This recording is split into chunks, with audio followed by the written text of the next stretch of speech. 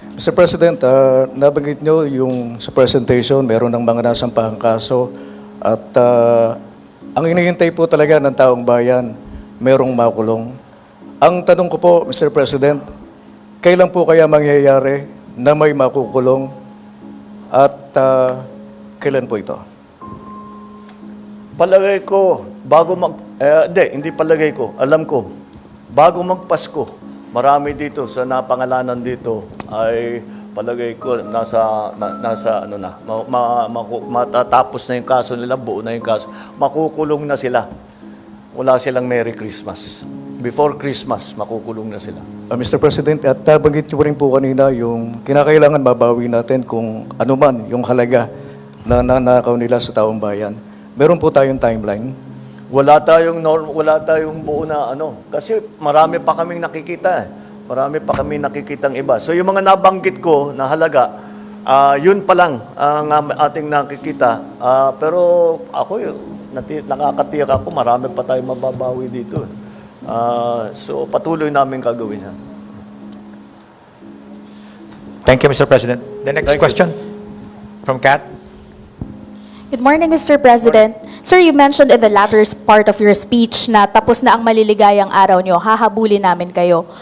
The nation's question is, why is former Congressman Zaldico's passport not yet canceled? And what is the government doing to actually either convince him or force him to return to the Philippines? I think that's best directed at the lawyer because it's a legal answer. And the legal answer is because hindi pa nasampahan ang kaso, therefore the request for the cancellation of his passport cannot yet be made. However, when that time comes, we will immediately cancel his passport. I'm not a lawyer, so I'm not the best person to explain it. But that's the procedure. You have to give grounds for the cancellation of the passport, and those grounds will be based on the cases that will be filed against him. Sir, just a follow-up question on that point. Sir, how convinced are you that Zaldico is the most guilty in this case, or are you somehow amenable to extending an option for him to become a state witness? I'm sorry, extending? An option for him to become a state witness. That option is always there, except for them who are the most guilty. Do you think he is? I don't want. And then pag sinabi ko, sasagutin kita, sasabihin nyo, prejudged. Let the courts do their work. Let the judges do their work. Yun ang sa kanila. Mr. President, one more question, please. While we navigate this corruption scandal, the economy is taking a hit. Yep. The peso hit an all-time low yesterday. Third quarter GDP is at 4%. The stock market is at pandemic levels. What is the plan to recover investor confidence? At ano ho ang plano para sa economic recovery? Well, the reason that we had that is that there really was a downturn in economic activity. You have to remember that it's not only because of these problems. Yung bagyo, yung nawala na working days na sa ekonomiya natin because of climate change. And you have to also remember the global situation. We are not the only ones suffering the shocks that come from the new trade structure that has been imposed on the rest of the world. And so we are all adjusting to that. Kaya yung mga growth rate na lahat ng grupo all around the world is falling. But marami tayong measures na ginawa because the public spending now will be increased, and to make sure that by the end of the year that the levels of public spending are according to our original plan. So mababawi natin yung nawala sa third quarter. Sir, one more point on your presentation. Very obvious, very noticeable po na marami sa mga pangalan binanggit ninyo, DPWH officials, contractors, pero kakonte, if at all, yung mga nabanggit na legislators who are... Well, no, they're part of the list. We'll give you the complete list. I just didn't go through them because there are like 37 of them. So you'll get, as I said, you'll get a briefer, which will give you more detail on all of the things that I've said today. Is the former speaker included in the list, sir? I don't think so because no. The only evidence that has been made against him is in the Senate. So I don't know. No, with the speaker, no. Not as yet. Not as yet. If something else comes out, then he might have to be answerable for something. So, again, we don't file cases for optics. We file cases to put people in jail or to make people answer. I know that there are many, many suggestions of who else we should file cases against. Well, we're fine with that. Provide us the evidence and we will file cases against them. Kaya't sinabi ko, napakahalaga yung sumbong sa Pangulo dahil marami kaming nakukuhang impormasyon dyan. So, pagpatuloy ninyo yung inyong pagsumbong. At bigyan nyo kami ng lahat ng ebidensya na meron kayo para magamit natin, para kasuhan kahit sino. Walang immune dito walang exempted dito sa mga investigasyon. Ang nakalipas mula nung aking SONA na ating sinimulaan ang pag-imbestiga tungkol sa mga anomalous na flood control project. Kaya't ito ay ang aking report sa taong bayan kung ano na ang mga pangyayari mula nung SONA ko at kung ano na ang ginagawa. Dahil, siyempre, marami dito sa ating ginagawa ay hindi na isa sa publiko. At kaya't nagtatanong ang tao, ano na ba nangyari mula nung SONA?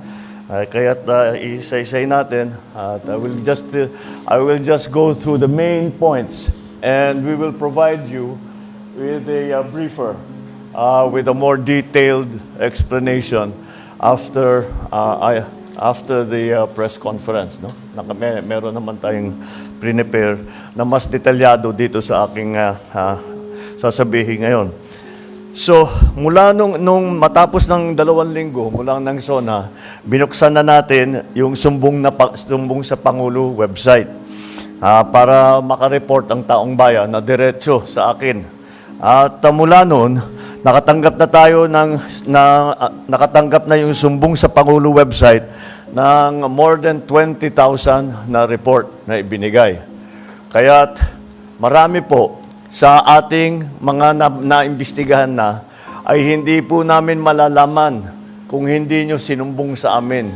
Napakahalaga ng impormasyon na ibinibigay ng taong bayan sa ating pamahalaan na madaming impormasyon na hindi namin makukuha kung hindi sa inyong sumbong. Kaya't ipagpatuloy po ninyo yung inyong pag-report sa amin kapag meron kayong nakita na dapat tignan, dapat imbestigahan, dapat pag-aralan. Noong Agosto ay personal kong na-inspeksyon ang mga iba't ibang flood control project. Napunta ako sa Iloilo, nakapunta ako sa Kalumpit, at saka sa Baliwag. At doon maliwanag ay na isang mga halimbawa ng mga flood control project na hindi tinapos o ghost project talaga, hindi man naumpisahan at naging basehan ng ating pagtuloy-tuloy na pag-imbestiga. Noong September 2, nakumpiska ng Bureau of Customs ang 13 luxury vehicle ni Diskaya. At dahil sa irregularity sa importation at sa documentation, itong mga luxury vehicle na ito ay i-auction na. Ang pagkaintindi ko, merong 7 na i-auction next week at saka susunod na yung iba sa susunod na ibang linggo. Sa office naman ng Ombudsman, ano yung ating ginawa para pananagutin itong mga may gumagawa ng kalokohan? Sa office ng Ombudsman, nakapag-refer na ng reklamo ang DPWH. Galing sa DPWH ito noong September 8 dahil sa mga irregularidad sa 5 proyekto base sa Special Audit Report at Fraud Audit Report ng COA. Mula sa ahensya ng DPWH First District Engineering Office, ang mga sangkot dito sina Henry Alcantara, Bryce Hernandez, JP Mendoza, Paul Jason Duya. Ang mga kinatawan naman sa mga kontratistang kasabwat nila ay sa St. Timothy Construction, Wawaw Builders, at saka Sims Construction Trading. Lahat yung mga pangalan na yan, matagal na nating naririnig. At ngayon ay sila ay napatunayan, nakasabwat dito sa mga ginagawa, sa mga flood control project na hindi tama ang pagka-bid, hindi tama ang pagkakontrata, hindi tama ang pagka-implementasyon, hindi tama ang pagbayad. Isang buwan matapos na malunsad yung website, binuo natin ang Independent Commission for Infrastructure. Dahil nalaman natin matindi ang sistema ng korupsyon, hindi lang sa flood control project, kundi pati rin sa ibang proyektong pang-infrastruktura ng gobyerno, kaya ginawa po natin yung ICI. Yung ICI na yan ay para imbestigahan lahat ng infrastructure projects na kailangan tignan dahil may question kung tama ba ang pagkagawa. At papagpatuloy ng ICI yung kanilang na tuloy-tuloy naman ang trabaho ng ICI. Kung maalala ninyo, ICI is investigative. So tuloy-tuloy ang kanilang investigasyon. Kung ano yung finding nila sa investigasyon nila, ipinapasa nila sa DOJ at saka sa Ombudsman. Sa parehong araw, nagsampa ng kaso ang DPWH sa Ombudsman laban sa 20 opisyal ng DPWH ng Bulacan First District Engineering Office at 5 pribadong individual dahil sa paglabag sa Anti-Graft and Corruption Practices and Corrupt Practices Act, Revised Penal Code at Government Procurement Reform Act. Kasama dyan si Henry Alcantara, Bryce Hernandez, JP Mendoza at ang mag-asawang Diskaya. Mula naman noong September 15 hanggang November 5, ang Anti-Money Laundering Council, yung AMLAC, ay nakakuha ng 7 freeze order mula sa Court of Appeals. Saklaw ng freeze order na ito ang kabuuang halaga ng 6.3 billion pesos. Nagsimula na ang Solgen na magbuo ng forfeiture case para itong 6.3 billion pesos ay mababawi ng pamahalaan at itong perang ninakaw ay maibabalik sa taong bayan. Saklaw ng freeze order ito, 6.3 billion. At noong September 18, nakapag-refer tayo muli sa Office of the Ombudsman ng ikalawang batch ng mga kasong kriminal ukol sa 2 maanomaliang proyekto. Ito ang kinakasangkutan ng 6 na opisyal ng DPWH at 2 pribadong kontratista. Andito yata these are the cases. No? Mula naman noong September 29 hanggang November 6, nagsumiti na ang ICI sa Office of the Ombudsman ng criminal at administrative cases laban sa 37 individual na konektado sa mga maanomaliang FCPs. Kabilang dito mga kasong graft and corruption, malversation, falsification, plunder, paglabag sa Code of Conduct for Public Officers. Samantala, nag-submit din ang DPWH sa Philippine Competition Commission ang 12 kaso ng bid manipulation at bid rigging noong October 3. Kinasasangkutan ng 6 na pribadong kumpanya. Dito pa lang sa mga kasong ito, makakabawi tayo ng 3 hanggang 5 bilyong piso ang penalty na pag sinama-sama natin lahat ng penalty ng lahat ng kaso ng mga bid rigging so far, baka meron pang idadagdag diyan sa kasalukuyan pa lang yan, ay makakabawi tayo ng 3 to 5 billion pesos in terms of fines. Nito namang October 23, nagsampa ng kasong malversation at paglabag sa Anti-Graft and Corrupt Practices Act ang DPWH laban sa 21 opisyal ng DPWH La Union La Union 2nd District Engineering Office at Davao Occidental District Engineering Office at 4 na pribadong individual. Moises Tabukol ng Silver Wolves Construction Corporation, Alvin Diego ng Silver Wolves Construction Corporation, Maria Roma Angeline Rimando ng St. Timothy Construction Corporation, Cesara Rowena Discaya ng St. Timothy Construction Corporation. Ang sabi ni Ombudsman Remulla ay meron ding person of interest in the person of Congressman Eric Yap na dating Committee on Appropriations Chairman mula 2019 hanggang 2022. Nito namang November, sinampahan ng DPWH ang 6 na kumpanyang ito na 3 kaso ng bid manipulation at bid rigging. Mula naman November 16, nagsampa naman ang Bureau of Internal Revenue, ang BIR natin, ng 10 kaso sa DOJ laban sa mga opisyal ng DPWH at mga kontraktor. Umaabot sa 8.86 billion pesos ang kanilang tax liabilities. Ito ang mga tax na ang buwis na hindi nila binayaran at nakita ng BIR upon investigation. At ngayon, nakasuhan ngayon sila upang mabawi ang kanilang utang sa gobyerno dahil sa buwis na hindi nila ibinayad. At siyempre, may mga multa yan dahil sila hindi nagbayad.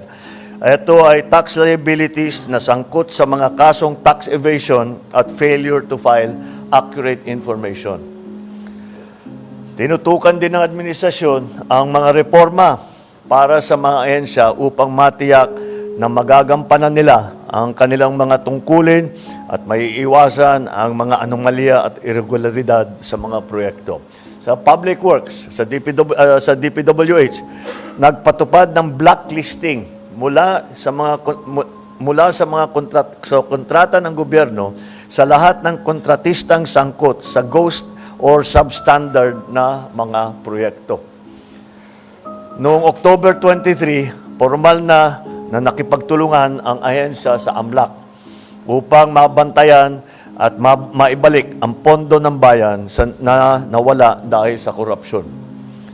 Naglabas ito ng special issuance of the construction materials price data noong October 23. Layo nitong pababain ang mga presyo ng mga materyales para sa construction ng mga proyekto ng pamahalaan. Aabot sa 50% ang maibabawas sa presyo upang maiwasan ang overpricing. Dahil talagang titignan natin, market price na ang hindi pwedeng ibahin o baguhin o masyadong malayo sa market price ang mga materyales na ginagamit dito sa mga flood control project at sa mga lahat ng infrastructure project.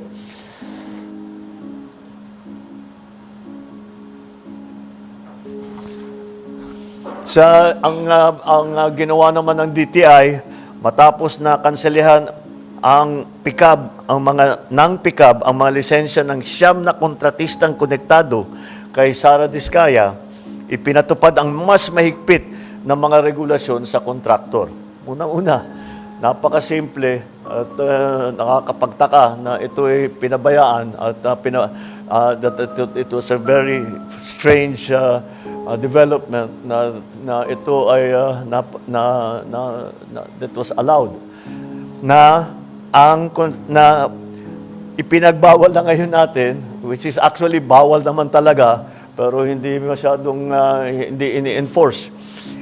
Pero pinagbawal natin ng matibay na mga may-ari ng construction company ay maging membro ng PICAB board Dahil maliwanag na maliwanag, pagka ikaw ay may construction company, tapos ikaw nagbibigay ng accreditation, lisensya sa mga contractor, ay napakaliwanag ng conflict of interest. Kaya hindi na natin papayagan yan ulit.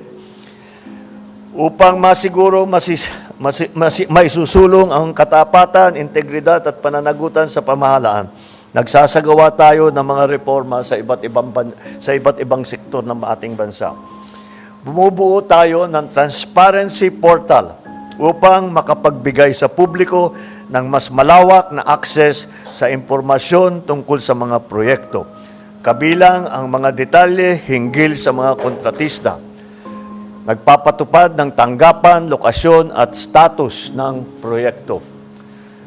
Ibig sabihin, babantayan natin ng husto every step of the way.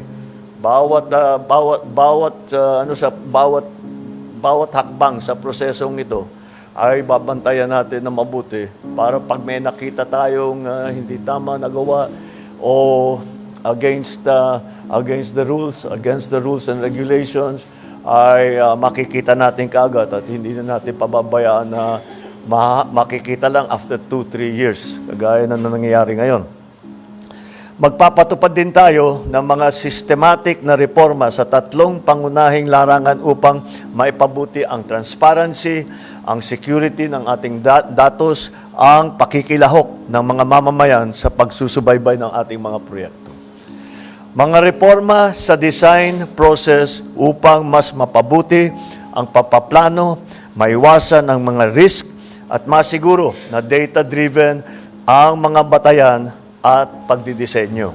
Mga reforma sa bidding at sa procurement upang mapalakas ang kompetisyon, katapatan, integridad at maiwasan ang mga possible risk factor sa buong proseso ng procurement. Mga reforma sa proseso ng pagbabayad upang matiyak naman na ang pondo na nilalabas natin para sa mga proyekto ay talagang tapos na. Dahil marami tayong nakita, completed, bayad na, hindi mo naman mahanap yung project, ghost project. O kung may makita kang man project, hindi kumpleto, substandard, kaya patitibayin natin ang proseso para tiyakin natin na lahat ng kontrata ay ma-implement na mabuti. Mga reforma rin sa proseso ng pagbabayad para tiyakin natin. Yun ang ating mga gagawin. Meron tayong nakita na bagong smart technology na ginagamit na ang AI. Ito ay titignan lang. Ang tinitignan niya, yung AI, tinitignan niya yung proseso ng kontrata. At pagka merong hindi tama ang takbo ng proseso ng kontrata, ay magfa-flag yan. Kailangan magfa-flag. Tignan nyo ulit ito. Dahil mukhang may problema, hindi tama ang ginawa. At may question kung talaga bang merong project na ganyan. May nagque-question kung merong maganda ba ang pag-implement ng proyekto. Kaya't gagamitin natin lahat ng paraan na nasa atin, pati nga hanggang AI, lahat ng smart technology na ating nakikita na lumalabas, ay gagamitin natin lahat yan para inspection. Una, meron tayong smart technology para tignan kung ano ba talaga ang standard, kung maganda ang pagkaayos. Ito, tinitignan yung kung talagang nilalagyan ng rebar, kung makapal talaga yung konkreto, yung semento sa tamang specification. Yung isa pa naman, yung isang smart technology na gagamitin natin, yung aking nabanggit, titingin sa proseso ng kontrata para pag may nakitang hindi tama, ay makikita natin kaagad. Maglilista yan, makikita natin, babalikan natin at imbestigahan natin bakit ganyan ang nangyari. Alam nyo, ay lahat naman tayo ay nais natin na makamtan ng kaagad ang hustisya. Ngunit kung may aral tayong natutunan sa nakaraan, ito ay ang mas mabuti na maging mabusisi tayo at tumagal ng kaunti kaysa magmadali at magkamali. Alam mo nyo, kinakatakutan namin na yung mga alam natin na talagang kasabwat dito sa kawalanghiyang ito ay makakalusot sa kaso dahil because of a legal technicality. Dahil nagkamali tayo sa pagbuo ng ebidensya, dahil hindi maganda ang ating pagpresenta ng kaso, o nakalimutan natin pumirma sa isang dokumento, yung mga maliliit na bagay na ganyan, nalalaglag ang kaso dahil dyan. Kayo, mga reporter, alam na nyo, nangyayari talaga yan. Kaya tinitiyak namin na pagka kami ay sumampa ng kaso, yung kasong yan ay hanggang sa dulo ay matibay ang kaso at kung sino man ang mga guilty ay sila naman talaga ay mananagot at kung kailangan at kung huhusgahan sila ng korte ay makukulong sila. Sa bawat segundo na ating ibinibigay sa investigasyon, tinitiyak natin na ang bawat kasong isasampalaban sa mga abusado ay may sapat na ebidensya at hindi hahantong sa pagbabasura ng kaso. Yun ang pinakamasamang resulta.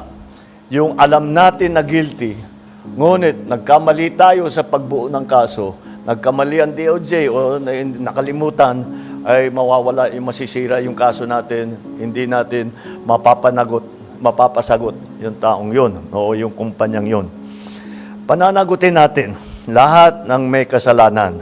Ibabalik natin. So tatlo talagang ating ginawa rito. Unang-una, sinampahan na natin ng kaso yung mga may ebidensya tayo na meron silang kinalaman